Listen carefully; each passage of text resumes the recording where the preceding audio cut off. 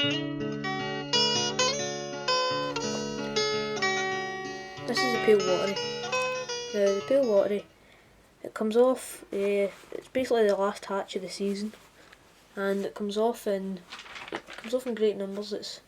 The female spinner is very yellow, and for the body of this one, we're going to be tying obviously the male, and basically I'm just going to mix some sulphur orange and blue winged olive together just to create that. It's a sort of greeny orangey colour that you get with the male, whereas the female is, I'll show you here, you can see the colour of the female there, it's very vibrant, and the male you see is a lot darker, but still as bright.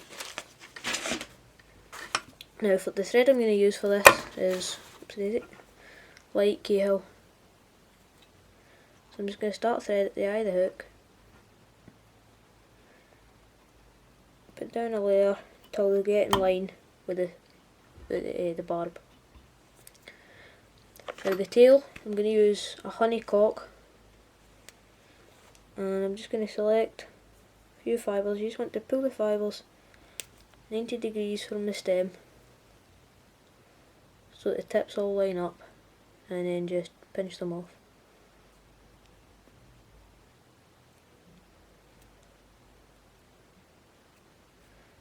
Now as always, you can tie this fly, you can tie a comparadon version, which would be the emerger.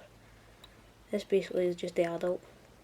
Now, when you're tying in your tail light, just take a loose turn on top, go underneath, come back up, and do a tight turn on top. And that basically just lets the fibres sit, spreads the fibres out a bit more. Now, come in, trim away your waste piece of all the ends of the tail, come back up and just prepared a wee mix of blended them together, the blue winged olive and the sulphur orange, or the orange sulphur as it's called.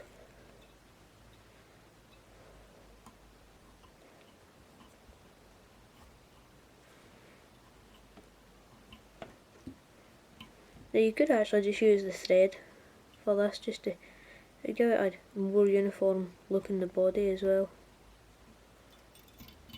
A bit too much on that. Now the dubbing that I'm using is a Watery. It's made by a company called Watery, and it's a dry fly dubbing, which means it's waterproof and it's perfect for this type of fly. Now buy them in boxes. That there, it's got all different colours in it, and they really are great. This is assortment number 2. Yeah, assortment number 2. Now for the hackle, I'm just using 2 honey duns, or honey cocks, and I mean these are really small. You can see how small those are compared to my fingers. And basically I just took them from the lower part of the cape here.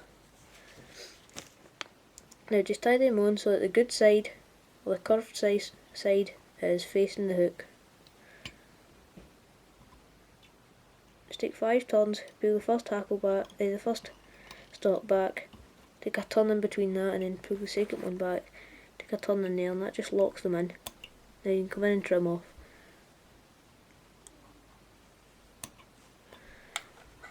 The hook I'm using for this fly is a B160, Camazam B160 size 16.